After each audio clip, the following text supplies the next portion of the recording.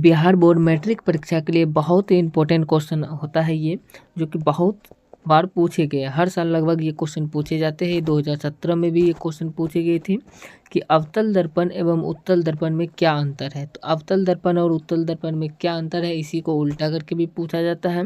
उत्तल दर्पण और अवतल दर्पण में क्या अंतर है, ऐसे करके भी पूछा जाता है। यानी उत्तल दर्पण और अवतल दर्पण में क्या अंतर है, इस तरीके से भी पूछा जाता है।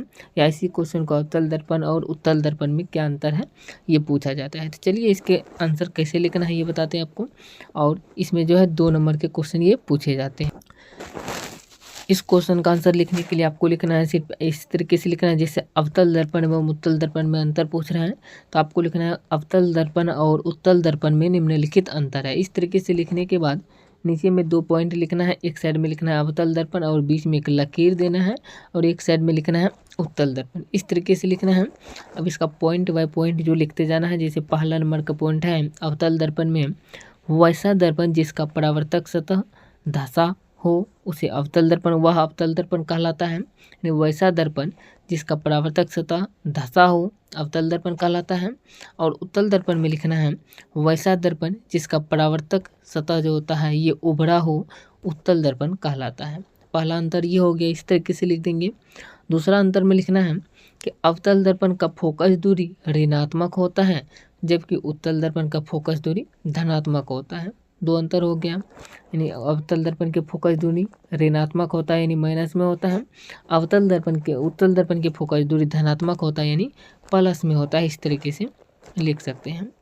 तीसरा अंतर देख सकते हैं, यहाँ पे तीसरा अंतर कहा जा रहा है कि अवतल दर्पण में बड़ा एवं छोटा दोनों प्रकार का प्रतिबिंब बनता है। तो अवतल दर्पण जो होता है इसमें प्रतिबिंब जो होता है ये कभी बड़ा भी बन जाता है वस्तु से, या कभी वस्तु से छोटा भी बन जाता है, इस प्रकार से। लेकिन उत्तल दर्पण जो होता है इसमें वस्तु का जो प्रतिबिंब बनता है ये हम हमेशा छोटा प्रतिबिंब बनता है। उत्तल दर्पण का प्रतिबिंब जो होता है ये हमेशा छोटा ही बनता है, इस तरीके से। चौथा अंतर की बात करें तो चौथा अंतर लिख सकते हैं कि अवतल दर्पण में सीधा एवं उल्टा प्रतिबिंब बनता है, जिसे वास्तविक कहते हैं। यानी अवतल दर्पण जो होता है इसमें सीधा प्रतिबिंब बनता है एवं उल्टा भी प्रतिबिंब बनता है, जिसे वास्तविक कहते हैं। लेकिन उत्तल दर्पण जो होता है इसमें सीधा प्रतिबिंब बनता है, जिसे काल्पनिक कहा जाता है। ये उत्तल दर्पण में हमेशा सीधा ही प्रतिबिंब बनता है, लेकिन अवतल दर्पण में दूरों बनता है।